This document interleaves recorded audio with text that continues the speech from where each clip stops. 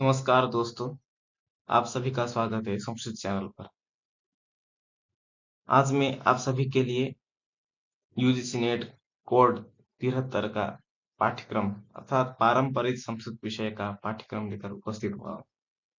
खासकर जो लोग यूजीसी नेट का प्रथम बार परीक्षा दे रहे हैं, उन लोगों के लिए ये वीडियो है। इसमें सबसे मोस्ट इम्पोर्टेंट टॉपिक प्रत्येक इकाई में सबसे मोस्ट इम्पोर्टेंट टॉपिक क्या है और किस टॉपिक से ज्यादा प्रश्न बनते हैं, उस विषय पर हम चर्चा करेंगे। तो चलिए चलते हैं आगे।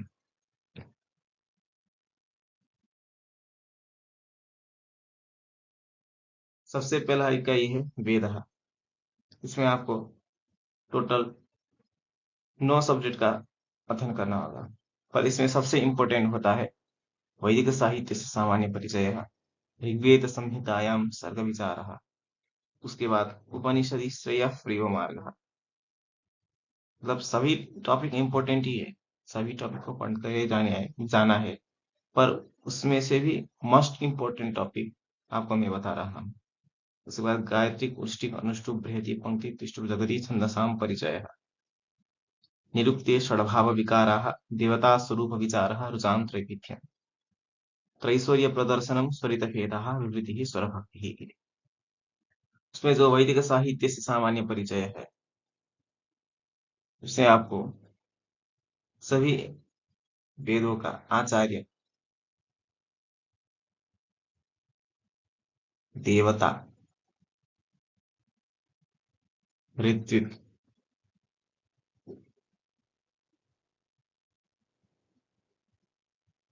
उपवेद, शाखा, ब्राह्मण, आरण्यक और उपनिषद, इसी प्रकार भाष्यकार, शिक्षा ग्रंथ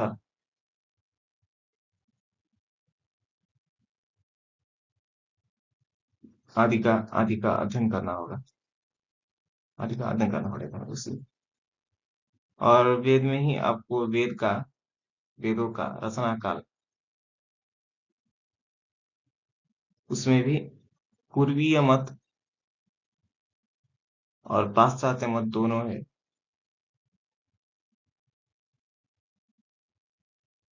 तो दोनों मत को देखकर जाना पड़ेगा। उसमें पूर्वीय आचार्य ने क्या कहा है और पाश्चात्य आचार्य ने क्या कहा है। उसके बाद आता है सर्ग विचार। सर्ग विचार में आपको हिरण्यगर्भ सूक्त, नासदीय सूक्त और पुरुष सूक्त का अध्ययन करना पड़ेगा। ये 3 सूक्त को आप कंठस्थ कर लीजिए और PYQ लगाकर इसका तैयार कर लीजिए। उसके बाद आता है उपनिषदि श्रेय प्रियो मार्ग। इसका संबंध कठोपनिषद द्वितीय अध्याय का द्वितीय बल्ली से है। अन्य देता श्रेय अन्य भते प्रेय ते उभे नानार्थे पुरुषम स्नीतः। इस प्रकार कठोपनिषद में श्रेय मार्ग उत्तम है या प्रेय मार्ग उत्तम है, इस प्रकार विचार किया गया है। उसमें नचिकेता नचिकेता और यम का संवाद है। तो नचिकेता और यम के संवाद के रूप में कठोपनिषद में श्रेय प्रेय मार्ग का विचार किया गया है। उसके बाद गायत्री पुष्टि नुष्टुप बृहति छंदसा परिचय है। इसमें आपको कौन सा छंद में कितना पाद है, कितना पाद और कितना अक्षर, इसका ज्ञान जरूरी है। उसके बाद निरुक्ते षड्भाव विकाराः। षड्भाव विकार मतलब जायते, अस्ति, परिणमते, वर्धते,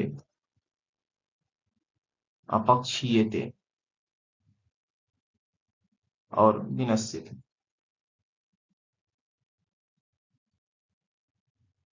और सभी का लक्षण लक्षण भी कंठ करना चाहिए। तत्र न पूर्वभावाचष्टे अपरभावम नापि प्रतिषेधति किंतु पूर्वभावम, इस प्रकार से उधर लक्षण बताया गया है। इसका इसके लिए अलग से वीडियो सामग्री हम जल्द ही डालेंगे। पर जो टॉपिक क्या क्या टॉपिक का अध्ययन करना चाहिए उसका इधर अभी चर्चा कर रहे हैं।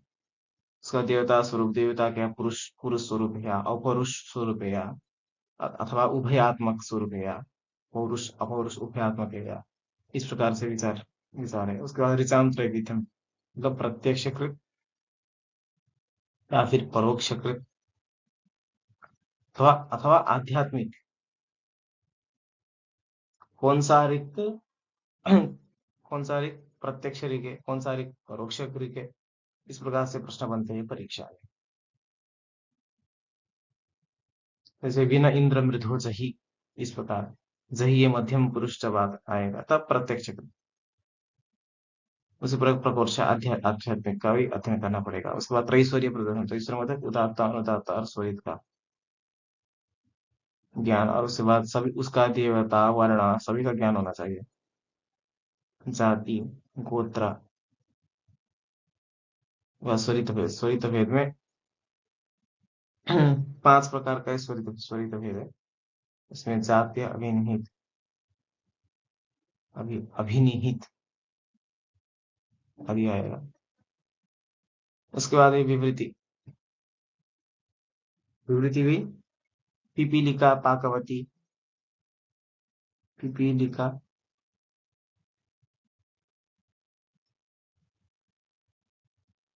पाकवती,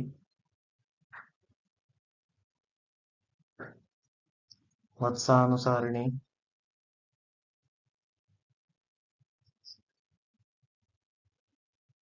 और वत्सानुसृजिता।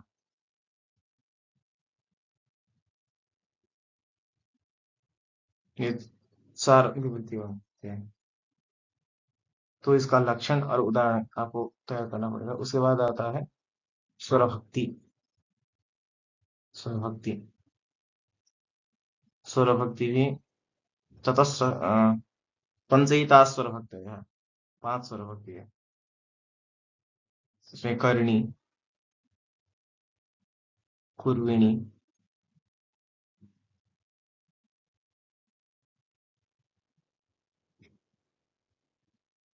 हरिणी,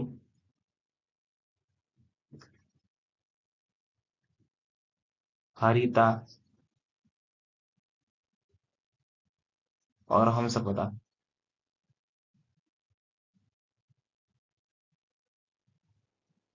इस प्रकार 5 स्वरभक्ति का लक्षण और उदाहरण को आपको तय करना। इसके बाद नेक्स्ट चैप्टर है, इसमें आपको पंचसंधयः, समासाः, कारकाणि, प्रत्ययेषु तत्तवतु कृत्य स्त्री प्रत्यय मध्वर्थियः। ये देखते हैं। इसमें सबसे पहले पंचसंधि, समास, कारक और स्त्री प्रत्यय विशेष स्त्री प्रत्यय से ज्यादा पद सब आते हैं तो इनका अध्ययन करना चाहिए। पंचसंधि में आपको संधि, प्रकृति भाव,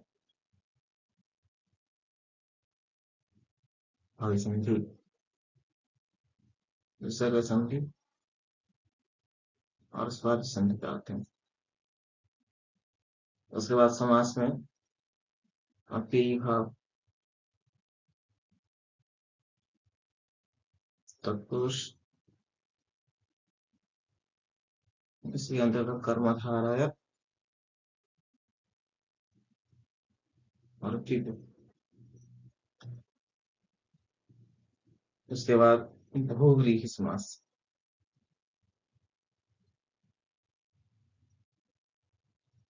और द्वंद्व समास। कारक में कर्तृकारक, कर्मकारक इत्यादि 6 प्रकार का कारक का अध्ययन। और उसमें कारक विभक्ति कौन सा है, उपपद विभक्ति कौन सा है, इसका खास करके प्रश्न बनता है। उसके बाद स्त्री प्रत्यय में टाप टाप या नीप, नीश, नीप, प्रवीण, चाप, डाप, उसके बाद ऊन। तो ये सब तो कौन सा प्रत्यय से बनता है, इस प्रकार प्रश्न बनते हैं। तो इसके लिए आपको लघु सिद्धांत कौमुदी का अनिवार्य रूप से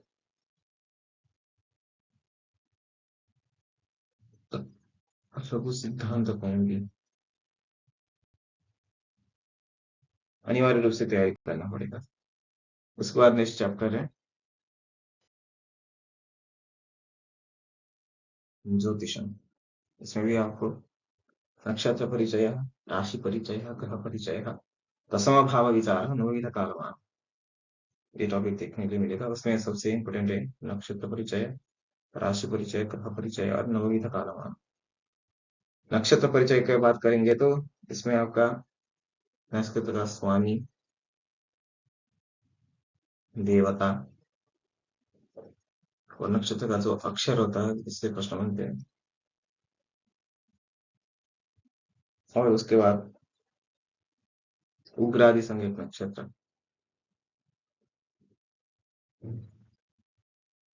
उग्रादि संज्ञक नक्षत्र और मंदलोचन, मध्यलोचन, इस प्रकार से विचार आता है। तो राशि और ग्रह परिचय के लिए आप बृहद जातकम, बृहद जातकम का पहला और दूसरा अध्याय तैयार कर लीजिए। नक्षत्र के लिए भी आप मुहूर्त चिंतामणि, मुहूर्त चिंतामणि का जो नक्षत्र प्रकरण है उसका अध्ययन कर लीजिए। समय विचार से भी प्रश्न बनते हैं पर इसमें फिक्स नहीं कर सकते हम, तो इसलिए नवयुध कालमान को देखेंगे। नवयुध कालमान में ब्राह्मम, दिव्यम, पैत्यम, आदापत्यम, इस प्रकार से वो नौ प्रकार के काल का जो परिमाण है उसका ज्ञान करना पड़ेगा। तो इससे कुछ प्रश्न बनते हैं परीक्षा में। तो नक्षत्र परिचय, राशि परिचय, ग्रह परिचय और नवविध कालमान का अच्छे से तैयार करना होगा आपको। इसके बाद पुराण इतिहास, पुराण इतिहास, इसमें महापुराण सामान्य परिचय, पुराण लक्षणम, सृष्टि अवधारणा, राजतरंगिण्यः विषयसारः, महाभारते भीष्म।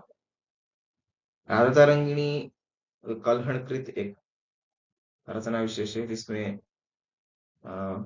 काश्मीर देश का वर्णन किया है। तो ये बहुत बड़ा ग्रंथ है, इसका अध्ययन करना बहुत मुश्किल होता है और इसलिए आप महापुराण सामान्य परिचय, पुराण लक्षण, सृष्टि अवधारणा, महाभारत भीष्म देख लीजिए। इससे प्रश्न बनते हैं, हमेशा बनते हैं। महापुराण सामान्य परिचय में आपको 18 पुराण, पुराण, उपपुराण इत्यादि सब। उसके बाद उसका संख्या, श्लोक संख्या कितने है, श्लोक संख्या, और जो थोड़ा बहुत प्रसिद्ध ज्ञान, प्रसिद्ध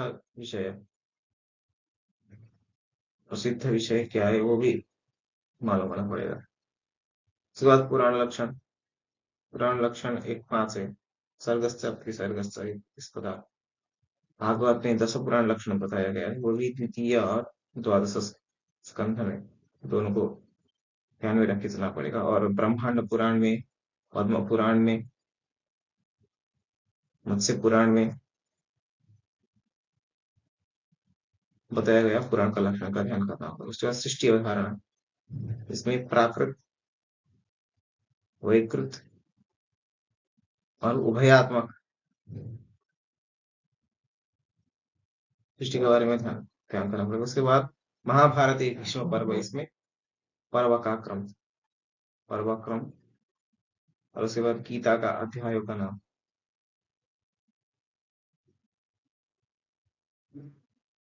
अध्यायों का नाम।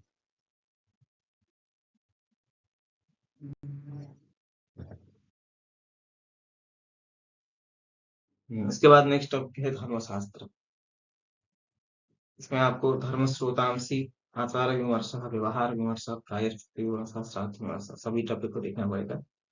तो इसके लिए आपको मनुस्मृति और याज्ञवल्क्य स्मृति से, याज्ञवल्क्य स्मृति से कुछ इंपोर्टेंट टॉपिक का अध्ययन करना पड़ेगा। तो इस वीडियो में तो संभव नहीं है बताना, तो नेक्स्ट वीडियो में आपको बताऊंगा। षष्ठ इकाई है मीमांसा दर्शन। इसमें आपको मीमांसा परिचय धर्म लक्षणम, और ये भावः नहीं, भावना होना चाहिए, भावना, और विमर्श और षड्विध तात्पर्य, तात्पर्य निर्णायक लिंगानि, ये सभी विषय है। इसमें आपको अर्थ संग्रह और मीमांसा परिभाषा, इन दोनों से इम्पोर्टेंट टॉपिक अध्ययन करना पड़ेगा। उसके बाद नेक्स्ट है न्याय वैशेषिक दर्शन। इसमें आपको वैशेषिक शास्त्र परिचय है, प्राचीन नव्य न्याय शास्त्र परिचय, पदार्थ विमर्श, प्रमाण विचार, शाब्द बोध प्रक्रिया। सबसे पहले तो आप तर्क संग्रह और तर्क भाषा का अध्ययन कर लीजिए। उसके बाद नव्य न्याय, नव्य न्याय के आचार्य और प्राचीन न्याय का आचार्य, उनका कालक्रम और ग्रंथ, ग्रंथ और ग्रंथकर्ता, ये सभी से प्रश्न बनते हैं। पहले मीमांसा दर्शन में भी ग्रंथ और ग्रंथकर्ता से प्रश्न बनते हैं और कालक्रम से भी प्रश्न बनते हैं। तो ग्रंथ, ग्रंथकर्ता, कालक्रम तो सभी सभी से जो इकाई है उसमें देखना पड़ेगा जिसमें संभव है। और नेक्स्ट है उसके बाद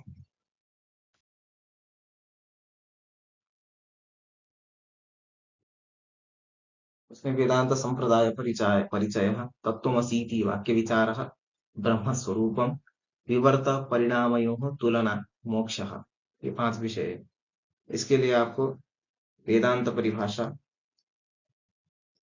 और हाल में तो वेदांत परिभाषा से प्रश्न बन रहे हैं, वेदांत सार से तो थोड़ा वही प्रश्न बनते हैं, सबसे ज्यादा प्रश्न वेदांत परिभाषा से बन रहे हैं, तो इसको अवश्य ही पढ़ना पड़ेगा। उसके बाद वेदांत सार, ये भी इम्पोर्टेंट है, इसको भी पढ़ना पड़ेगा।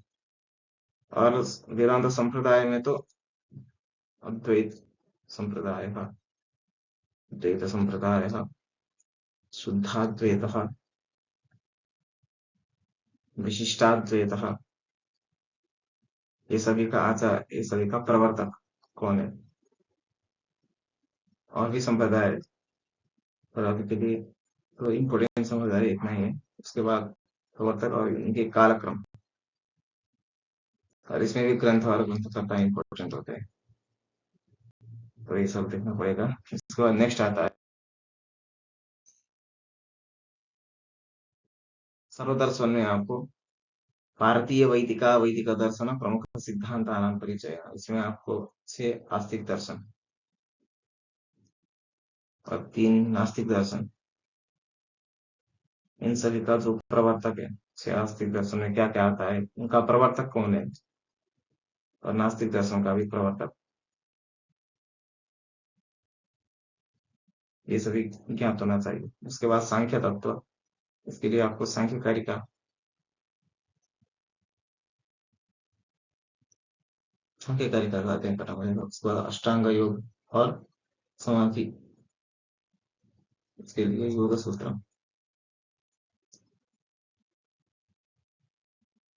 इसके बाद आता है आगमेषु शिव शक्ति स्वरूपम, इसमें पति, पशु और पाश, 3 पदार्थ है, इससे प्रश्न बनते हैं। कितने पास का कितना प्रकार है, पशु का कितना, और का मतलब क्या है, इस प्रकार से बनते हैं प्रश्न। उसके बाद शून्यवाद, शून्यवाद है बौद्ध दर्शन से संबंधित, उसमें माध्यमिक, माध्यमिक जो बौद्ध है वो शून्यवाद को अंगीकार करते हैं, पर प्रश्न तो बौद्ध दर्शन से बनते हैं, बौद्ध दर्शन से उसमें विज्ञान, विज्ञानवाद से भी प्रश्न बन सकते हैं, सभी से सौत्रांतिक, और जो हमारा 4 प्रकार का है, एक योगाचार, एक माध्यमिक, एक सौत्रांतिक, और चौथा मुझको थोड़ा याद नहीं आ रहा है, वैभाषिक, वैभाषिक, उससे 4 4 है बौद्ध का, वो हिनायन और वज्र महायान, इस प्रकार 2 विभाग है, उसमें भी 4 विभाग है, तो इस प्रकार से प्रश्न बनते हैं। उसके बाद स्यादवाद जैन दर्शन से संबंधित है, इसमें सप्तभंगी न्याय, जो बोलते हैं सप्तभंगी न्याय, सप्तभंगी न्याय, भक्ति भक्ति भक्ति में वो जो रामानुजाचार्य का जो विवेक विमोह का अभ्यास क्रिया कल्याण अनवसादन अनुद्धर्षेभ्यः संभवा निरूपणा से इस प्रकार भक्ति का उधर विमर्श किया गया है, तो इसको आप देख लीजिए। सबसे अच्छा तो सर्वदर्शन संग्रह होता है, अध्ययन कर लीजिए। मतलब इसमें इम्पोर्टेंट टॉपिक सब अध्ययन करना थोड़ा कष्ट होता है, इम्पोर्टेंट टॉपिक का अध्ययन कर लीजिए।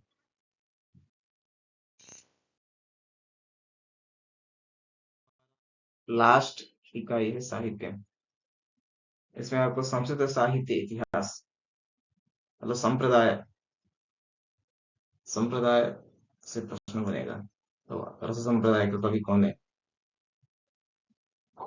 अलंकार संप्रदाय का कौन है, इस प्रकार प्रश्न बनते हैं। तो काव्य लक्षण, दंडी ने क्या काव्य लक्षण कहा है, तामहा ने क्या कहा है, इसी प्रकार मम्मट, जगन्नाथ, इस प्रकार प्रश्न होते हैं। और काव्य प्रयोजन भी सेम, मम्मट का प्रयोजन क्या है, दंडी क्या बोलते हैं, इस प्रकार।